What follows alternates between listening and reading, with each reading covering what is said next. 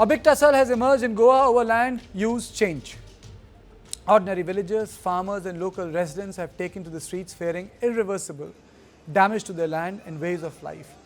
What started as an outrage has now escalated into a big confrontation between Goans and the state government. The protest entered a critical phase on Monday when hundreds of demonstrators marched to the residence of Goa Minister Vishwajit Rane in Donapala, demanding the scrapping of controversial land conversion provisions. The protesters later returned to Azad Maidan in Panji after opposition leaders intervened, citing the deteriorating health of the striking MLA Viresh Borkar, who was shifted to hospital. Police barricades, tight security and heightened political messaging dominated the day, even as government appealed for restraint and asked protesters to stay within what it called acceptable limits.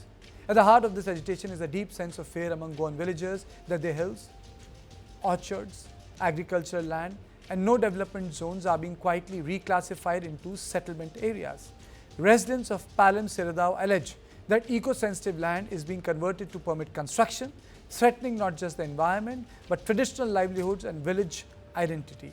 Protesters say this is not merely a legal issue but a fight to protect Goa's land for future generations. The controversy centers on provisions of the Town and Country Planning Act. Section 39A, notified in 2024, allows the Chief Town Planner to modify development plans through case-by-case approvals, commonly referred to as spot zoning. Section 17.1 and 17.2 permit changes in zoning, land use and floor area ratios even when regional plans are in force. Protesters argue that these provisions weaken public consultation, bypass village consent and create loopholes that allow powerful interests to override community needs and environmental safeguards. The movement is guided by a 10-point charter proposed, which protesters describe as a people's blueprint to save Goa. The charter calls for an immediate halt to the hill cutting and forest destruction, strict adherence to the regional plan, mandatory carrying capacity studies before any development, protection of water resources and enforcement of sustainable development principles. It also demands action against erring officials, repeal of amendments enabling arbitrary zoning changes, demolition of illegal CRZ structures and legal protection to ensure agricultural land remains agriculture. As the protest gathered momentum, the Confederation of Real Estate Developers Association of India CREDAI Goa entered the debate, flagging security concerns after the overnight occupation of the Town and the Country Planning Department office. CREDAI said unauthorized occupation of government offices could compromise official records and disrupt administrative functioning. Even as it is stated that any demand to scrap laws must follow legislative or judicial process, CREDAI also pointed out that the Section 39A is currently under judicial scrutiny before the Bombay High Court at Goa. The developers' body maintained that its members function within approvals granted by competent authorities and rejected allegations of widespread misuse, arguing that development must balance environmental sensitivity with employment generation, tourism and economic growth. The protest has drawn strong opposition backing, with Congress leader and Aam Aadmi Party representatives standing alongside villagers at Azad Maidan. Opposition leaders accused the BJP government of pushing legal changes that favor select interests over local communities. Leaders aligned with Arvind Kejriwal said that the agitation reflects a larger people's movement to protect Goa's land, ecology and cultural fabric. Goa के जो issue है, खास करके जब एक MLA protest करके आज hunger up to death करके प्रोटेस्ट कर रहा है और ये सरकार को पड़ा हुआ नहीं है, जानवरों की तरह उसको धकेल के टीसीपी ऑफिस से नीचे लेकर आए हैं। 3 दिन हो गए हैं, सरकार से कुछ मैसेज नहीं है। लोगों का जो डिमांड है कि ये 39A जो उनके विलेज में है जनरली है स्क्रैप करना है। आज जो लोग गोवा में आज आए हैं, एक मकसद है कि हमें न्याय चाहिए। I also take this opportunity to lend my support to a very big movement which is going on in Azad Maidan these days. I am told that Section 39A of Goa TCP Act provides an opportunity for huge corruption to various ministers and various officers in Goa. and because of which the people of Goa are very fed up, and it is the demand of people of Goa that Section 39A should be abolished. I make an appeal to the Chief Minister of Goa that this section should be immediately abolished. Even if they have to call a special assembly session, they should call a special assembly session and they should abolish this particular section, and I lend my support to this movement. Chief Minister Pramod Sawant has reiterated that citizens have the right to protest, but stressed that demonstrations must respect personal privacy and administrative boundaries. On allegations of police excess, the government has maintained that the safety of staff, files and public offices must be ensured. MLA Viresh Borkar जो 3 दिन से यानी strike पे बैठा था, उसके health का concern के थ्रू मैं मुझको मिलने के लिए आया। मैंने उससे पर्सनली बातचीत की है। उसने जो जो डिमांड रखे हैं उसके बारे में मैंने डिस्कशन किया। निश्चित रूप से उसके डिमांड के बारे में हमने उसको पॉजिटिव एश्योरेंस दिया है। मैंने उसको स्ट्राइक कॉल ऑफ करने की रिक्वेस्ट की। मुझे लगता है कि वो स्ट्राइक कॉल ऑफ करेगा।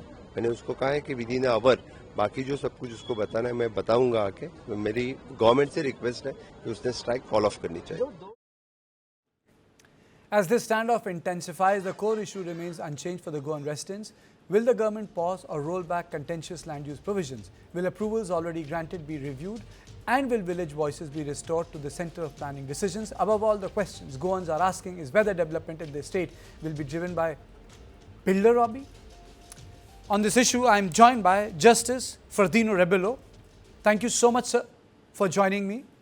I am also joined by Savio Rodriguez and founder and editor-in-chief of Goa Chronicle, and Sandesh Prabhudesai, author and senior journalist. Thank you, all of you.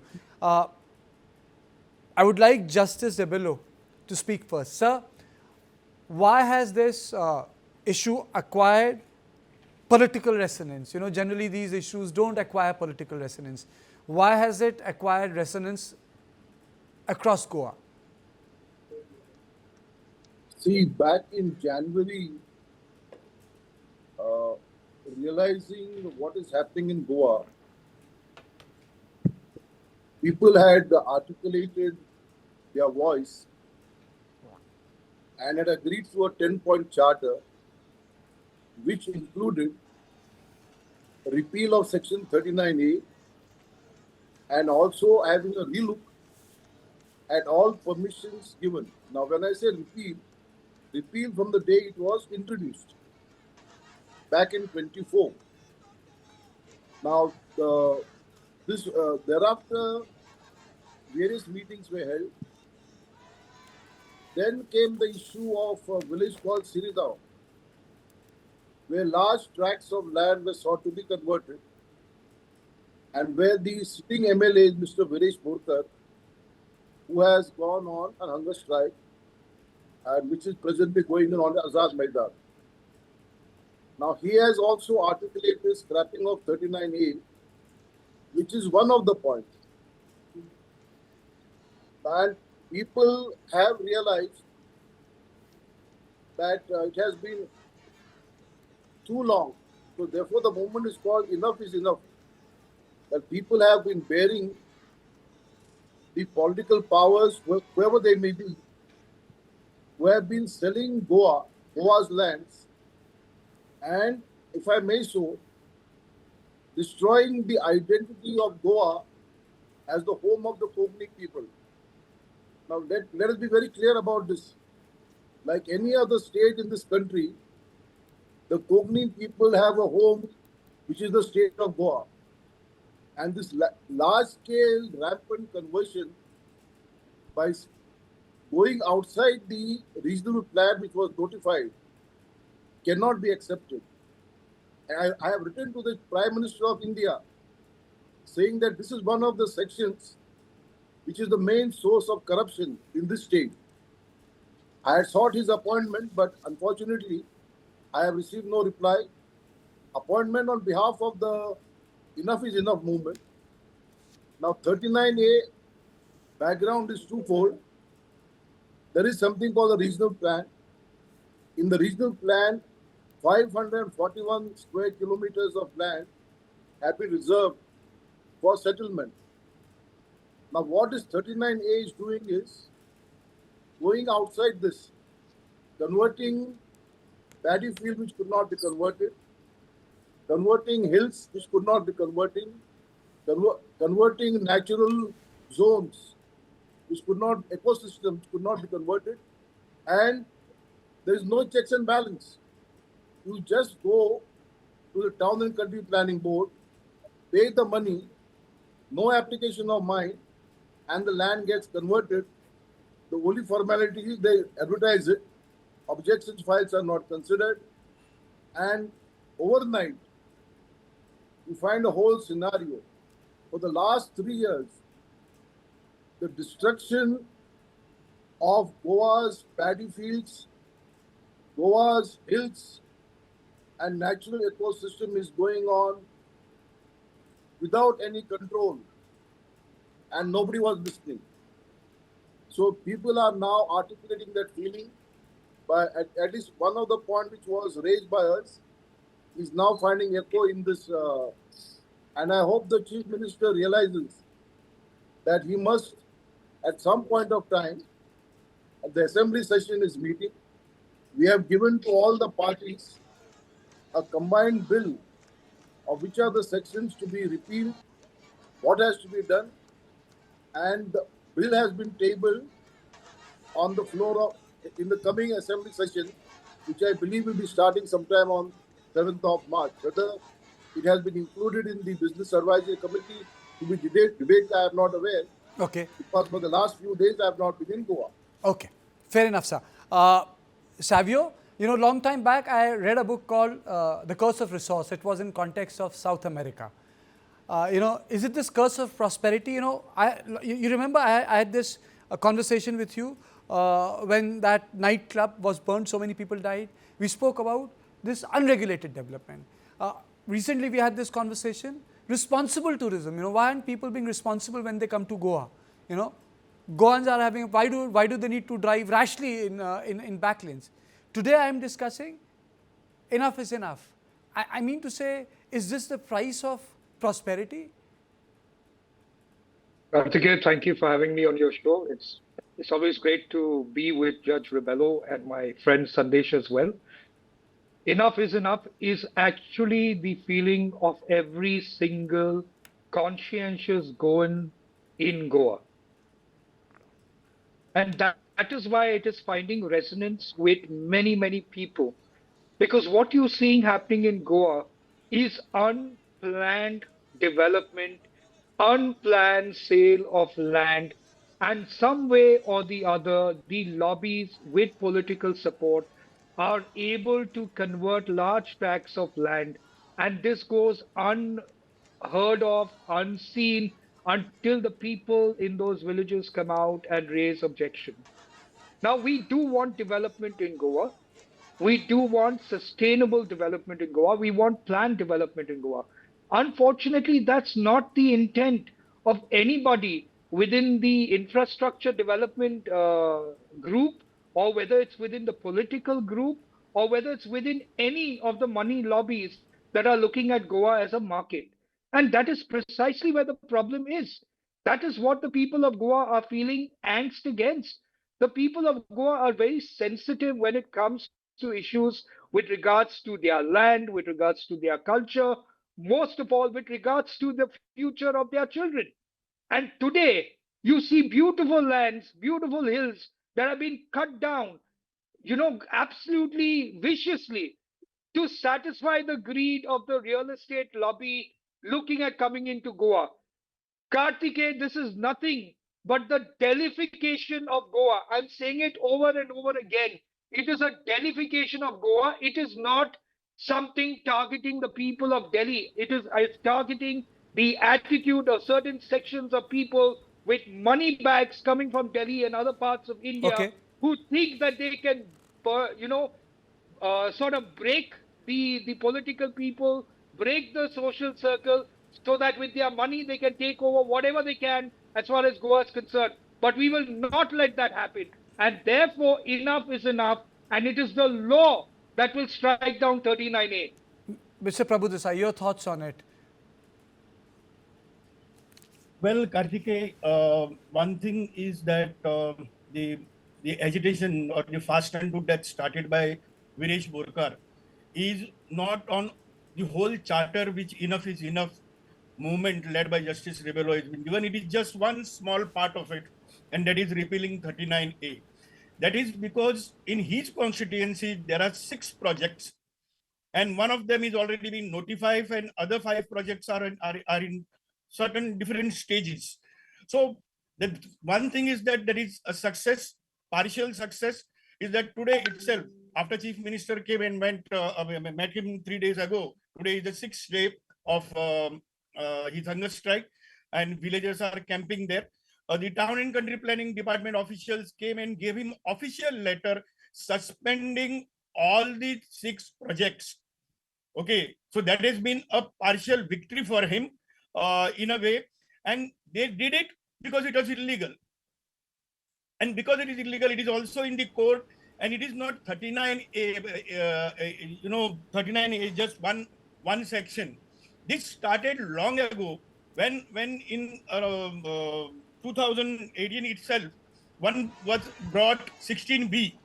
Okay, after that, after court basically stalled it, they brought 17.2, and 17.2 is in the court right now, and they have brought 39A. All the content is same, intent is also same, basically to convert the cultivable land, the forest, and all the green Goa into red and making it a concrete jungle. So 39A basically is one issue which Viresh Borkar has taken up, but Justice Rebello has drafted a comprehensive bill on this, a comprehensive bill which he mentioned, and that needs to come up in the assembly right now. Okay, but what government is doing, rather than giving justice to the fighting people, they have been pressurizing them, they have been threatening them, they have filed false cases against them, saying that because they just went to the TCP office and sat there and spent the whole night, did nothing else. They said that some 10 files were stolen by the people. They are not the people who will understand which files and what. Just because they marched to TCP minister's house, they are saying that they, entered and trespassed into his house. All such kind of false things are going on at the behest of the land mafia of North India, which is going on right now. Okay. Goa is burning. Okay, Justice Rebello, you spoke about erasure of the identity. My question is slightly different, and I really want to broaden this debate. Do you think that states which are prosperous because of intense tourism, like Goa or Uttarakhand, there is sort of a tremendous pressure from this hospitality industry, either in form of hotels or in forms of infrastructure for employment, which actually eats into rural economy, its ecology, self-sustenance, and what that country or what that state stands for? Mr. Karthikeyan, I do not know who has told you or given you these figures that this industry is giving jobs to Goans, and that Goans have become wealthy because of this industry. Believe me, Goans have not become wealthy because of this industry.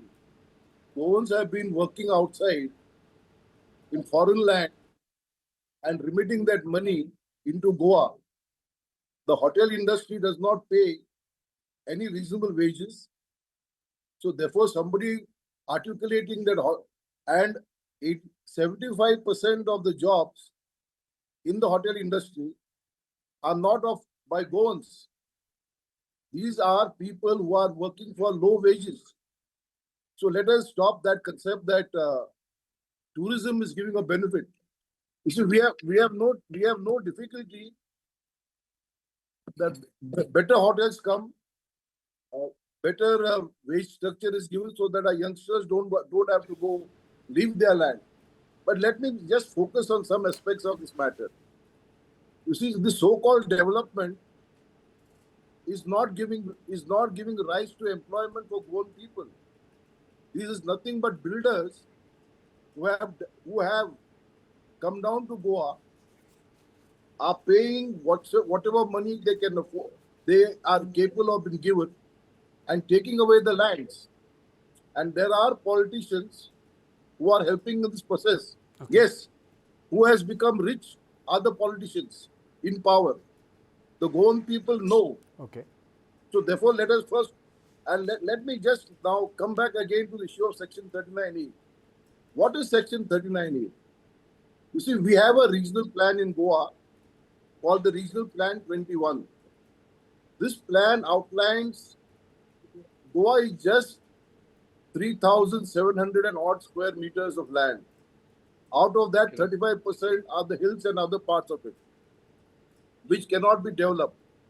Now, what has happened is, by using 39A, they are changing the regional plan and saying that once the change is taken place, you can make it an area where you can start building process. Now, again, over here, bypassing two important legislations which are already in force. Now, there is an Act of 1901 which says tenanted lands in Goa cannot be converted irrespective of Section 39A. Now, these gentlemen are giving a bypass to that, and under the guise of 39A are converting lands, and there are officers who know these laws are subsisting and are there, but still signing on these files and giving permissions. Okay. Now, how much can an ordinary Goan keep quiet? How long have they gone to fighting for their own rights to protect their identity? So therefore, the Enough and Enough movement is a culmination of all these feelings spread over, and more specifically for the last 3 years. Okay. The last 3 years have been destructive of Goa, and a few people have joined in along with the money bags and a rampant change of our ecosystem, rampant change of our demography, a rampant change of everything that we stand for in Goa. Okay. Sandesh, you wanted to come in? Yes, Karthikeyan, there is one more thing I just want to add to what Justice said. See, all these housing, all the projects which are coming up are for tourism, but they are not tourist projects. What is coming up is all housing projects. These are holiday homes bought by outsiders, and then they put it on online, like Airbnb and all these things, and they take tourists here, from which Goa's economy does not benefit at all. Okay. Because basically for this commercial purpose, they are using the residents, the gas, electricity, water, everything is at residential cost. They are not even registered properly. They are not even monitored properly by any authority. And because of that, everything, the whole revenue, everything goes out. It is not only what Justice said, that 75% certainly are not Goans who are working in tourism industry, but these housing projects which are coming in for tourism, under the guise of housing, is also benefiting the outsiders. Goans want housings. They can't afford even a single one-bedroom flat today. Your middle class Goan, because the prices have skyrocketed with this lobby. So that is why all Goans are upset that Goa is on sale, rampant sale, and for the land mafia, in collision with the politicians and all party politicians. Not only one single party, all party politicians are involved in this, barring some few parties and few MLAs, and the bureaucrats. Okay. Savio, very rarely environmental movements coalesce into strong political votes, in terms of electoral constituencies. Does this Enough is Enough movement stands that sort of a chance? Yes. I think it's important that every single Goan stands up and fights to protect their land, to protect their culture, because in all fairness, we won't have and fight for what is, if we don't stand up and fight for what is ours.